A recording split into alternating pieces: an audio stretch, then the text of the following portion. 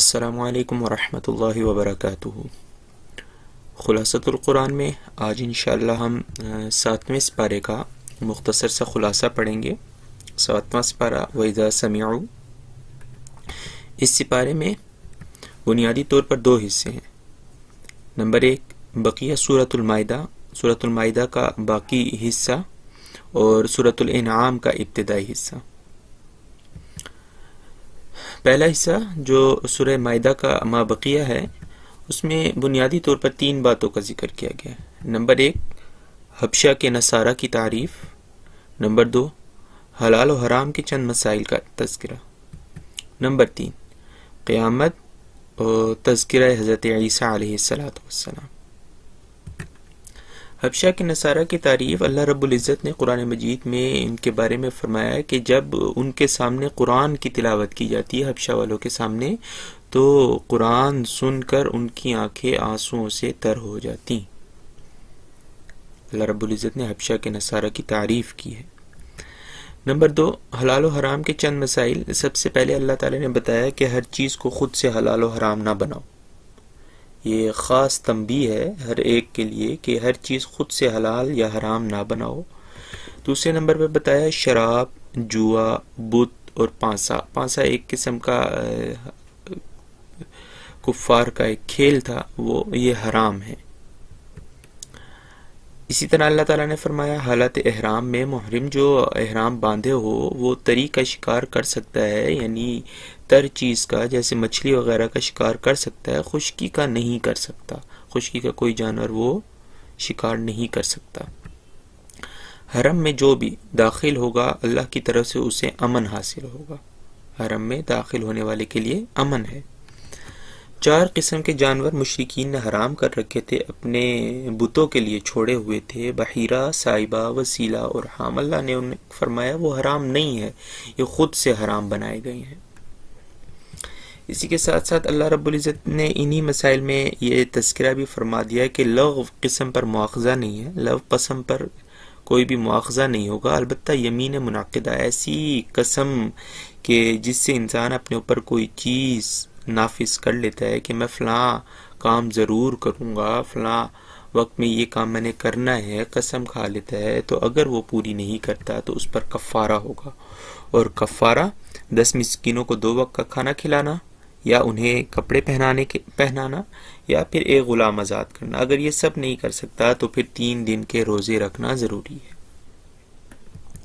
اس کے بعد قیامت و تذکرہ حضرت عیسیٰ علیہ السلام۔ قیامت کے دن اللہ رب العزت انبیاء اکرام سے پوچھیں گے کہ تم نے میرا پیغام لوگوں تک نہیں پہنچایا، تمہیں کیا جواب ملا؟ اسی سوال و جواب کے تناظر میں حضرت عیسیٰ علیہ السلام سے اللہ تعالیٰ حضرت عیسیٰ علیہ السلام کو اپنے احسانات گنوائیں گے، مائدہ والا قصہ یاد کروائیں گے کہ حواریوں نے حضرت عیسیٰ علیہ السلام سے فرمایا کہ اللہ تعالیٰ سے کہو ہم پر ایسا دسترخوان اتارے جس میں کھانے پینے کی آسمانی نعمتیں ہوں۔ اللہ تعالیٰ نے وہ دسترخوان اتارا تو ان احسانات کو گنوا کر اللہ تعالیٰ پوچھیں گے اے عیسیٰ کیا تم نے ان سے کہا تھا کہ تجھے اور تیری ماں کو معبود بنائے؟ تو عیسیٰ علیہ السلام عرض کریں گے تو پاک ہے اللہ، میں نے تو ان سے تیری عبادت کا کہا تھا۔ یہ پورا تذکرہ اس کے آخر میں سورۃ المائدہ کے آخر میں اللہ رب العزت نے بیان کیا ہے۔ اس کے بعد دوسرا حصہ سورۃ الانعام کا ابتدائی حصہ، اس میں 3 باتوں کا ذکر، توحید، رسالت، قیامت، 3 چیزوں کا تذکرہ کیا گیا ہے۔ سب سے پہلے توحید۔ اللہ رب العزت نے اس صورت میں اللہ تعالیٰ کی خوب حمد و ثنا بیان ہوئی ہے، خوب حمد و ثنا اللہ کی کبریائی بیان کی گئی ہے اس صورت میں۔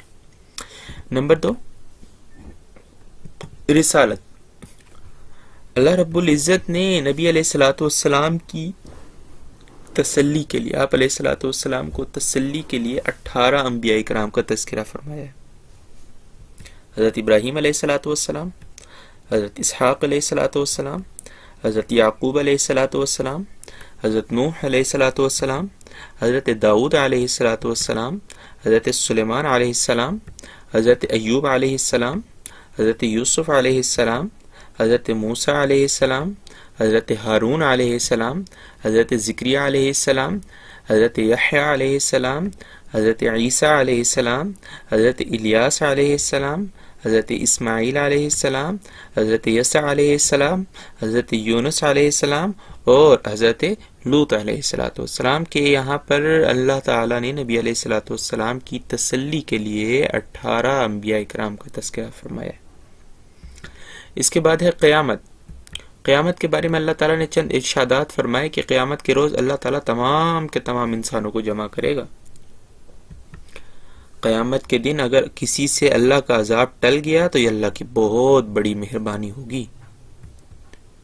قیامت کے دن مشرکین سے مطالبہ کیا جائے گا کہ کہاں ہیں تمہارے شرکاء جنہیں تم اللہ کے سوا معبود بنائے پھرتے تھے۔ اس روز جہنمی یہ بات کی تمنا کریں گے کہ اے کاش کہ ہم دنیا میں لوٹا دیے جائیں، وہاں پر ہم اللہ کی آیتوں کو نہ جھٹلائیں اور ایمان والے بن جائیں۔ اسی طرح اللہ رب العزت نے فرما دیا کہ دنیا کی زندگی تو کھیل اور مشغلہ ہے، آخرت کی زندگی بدرجہ بہتر ہے۔ اللہ رب العزت نے بہت واضح الفاظ میں بتا دیا کہ قیامت کے روز اللہ تعالیٰ تمام انسانوں کو جمع کرے گا، اس لیے ہم لوگوں کو خاص طور پر اللہ کی خوب عبادت کرنی چاہیے اور اللہ رب العزت سے دعا کرنی چاہیے کہ اللہ ہمیں قرآن کی سمجھ عطا فرمائے اور ساتھ ساتھ اس پر عمل کرنے کی بھی توفیق عطا فرمائے۔